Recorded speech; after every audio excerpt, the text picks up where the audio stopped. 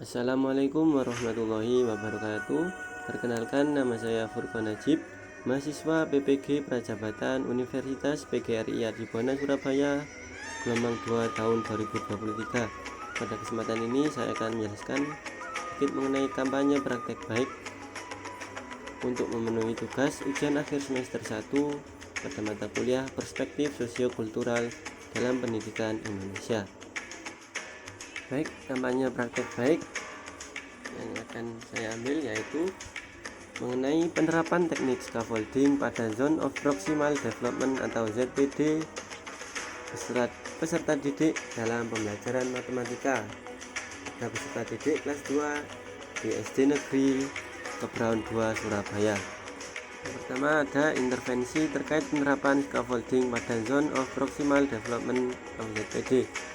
Scaffolding merupakan suatu proses pemberian bantuan dan bimbingan kepada peserta didik pada awal pembelajaran, kemudian seiring berjalannya waktu dikurangi secara perlahan intensitas bantuan tersebut hingga kemandirian peserta didik dapat tumbuh di dalam proses pembelajaran.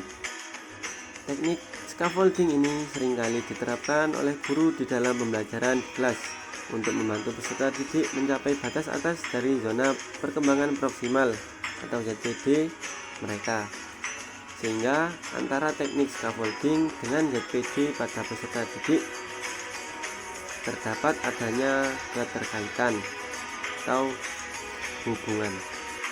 Baik, berikut ini merupakan gambar zona perkembangan proksimal menurut Oakley. Nah, jadi zona perkembangan dibagi menjadi 3 bagian, yaitu ada tingkat aktual, ada zona perkembangan proksimal, dan tingkat potensial. Nah, jadi dari gambar tersebut bisa disimpulkan bahwa zona perkembangan proksimal merupakan jarak antara tingkat perkembangan aktual dan tingkat perkembangan potensial yang dimiliki peserta didik. Nah, tingkat perkembangan aktual ini tampak dari kemampuan peserta didik untuk menyelesaikan tugas secara mandiri. Sedangkan pada tingkat perkembangan potensial tampak dari kemampuan seseorang untuk menyelesaikan tugas-tugasnya dan memecahkan masalahnya di bawah bimbingan orang dewasa atau temannya yang lebih kompeten. Penerapan scaffolding pada ZPD peserta didik.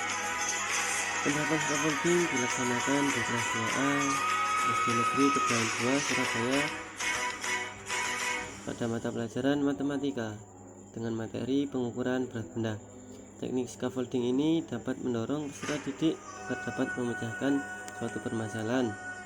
Permasalahan di sini yaitu terkait dengan berat benda dari benda-benda konkret yang ada di sekitar peserta didik. Kemudian ia selesaikan masalah tersebut dengan bimbingan orang dewasa atau berkolaborasi dengan teman-teman sebayanya yang lebih kompeten.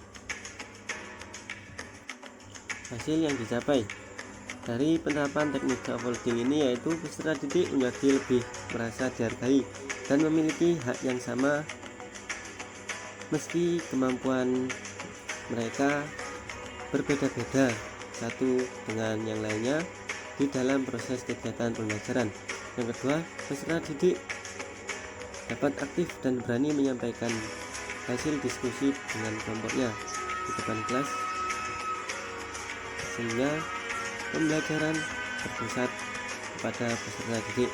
Dan yang ketiga, kebutuhan belajar peserta didik menjadi dapat terpenuhi dengan adanya bantuan tersebut melalui teknik scaffolding pada ZPD peserta didik, sehingga tujuan pembelajaran dapat tercapai dengan maksimal. Pembelajaran dan replikasi teknik scaffolding pada ZPD peserta didik.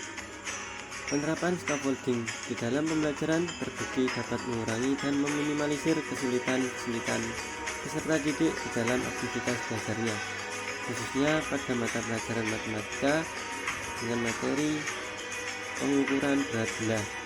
Selain itu, peserta didik juga dapat mengembangkan potensi dan kemampuan yang mereka miliki, yang nantinya akan berdampak pada dapat tercapainya tujuan pembelajaran yang telah dirancang dan direncanakan sebelumnya. Baik, berikut ini merupakan dokumentasi dari kegiatan pembelajaran matematika kelas 2A dengan materi pengukuran berat benda. Sekian yang dapat saya sampaikan, kurang lebihnya saya mohon maaf. Terima kasih atas perhatiannya. Wassalamualaikum warahmatullahi wabarakatuh.